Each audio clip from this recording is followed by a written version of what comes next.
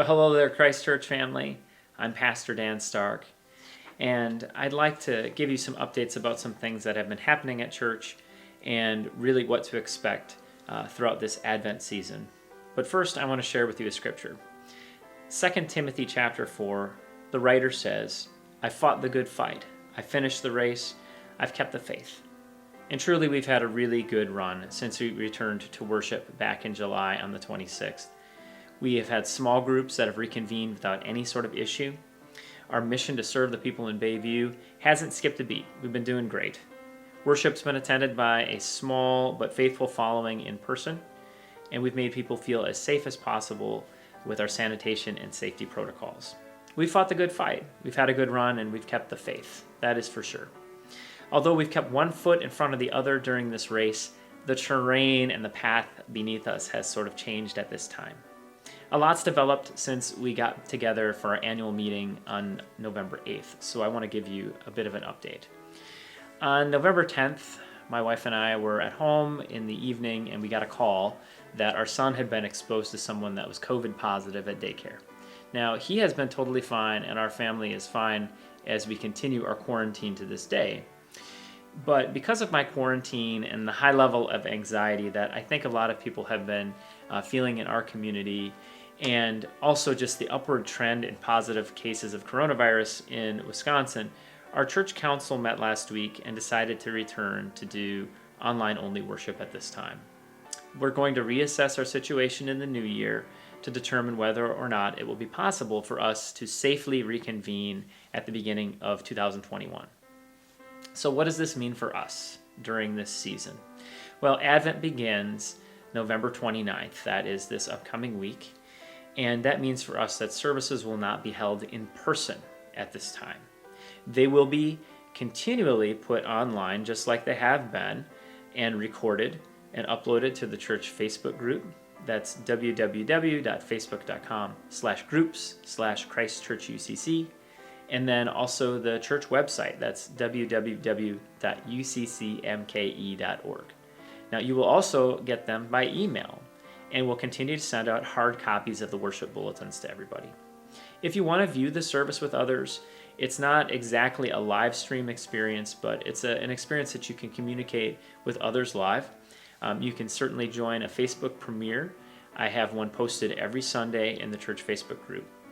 I would suggest, in the spirit of Advent, which again begins November 29th, maybe find a special place in your home that can explicitly be designated as a sacred space. Not a place where you have your home gym, not a place where the kids are doing schoolwork, not a place that is your office. Designate a special place, whether that's a prayer closet, whether that is some part of your basement that you don't use for crafts or something else. So designate a place that you can use for worship explicitly, and have that be a sacred space for you that is unadulterated by the worries of your everyday comings and goings during the pandemic. And I think that the worship services will be far more meaningful and sacred to you if you experience them from that space. The decision to go and do services online is going to affect our Christmas Eve service this year.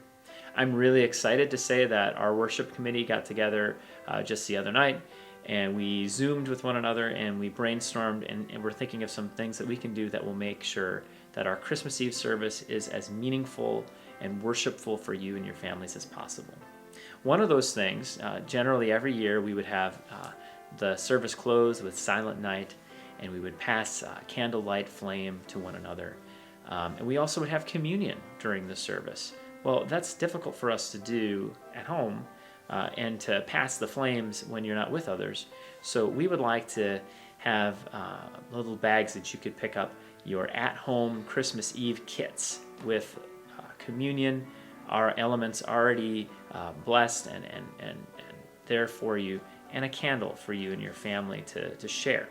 So you can certainly pick these up at the church, and we'll have volunteers that are going to be dropping these off for people as well.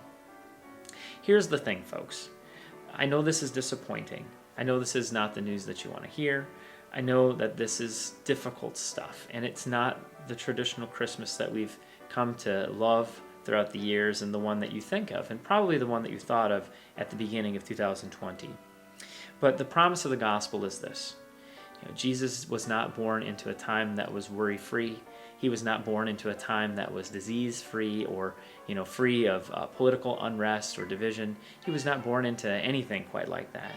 Instead, he was born into a time with all of the above.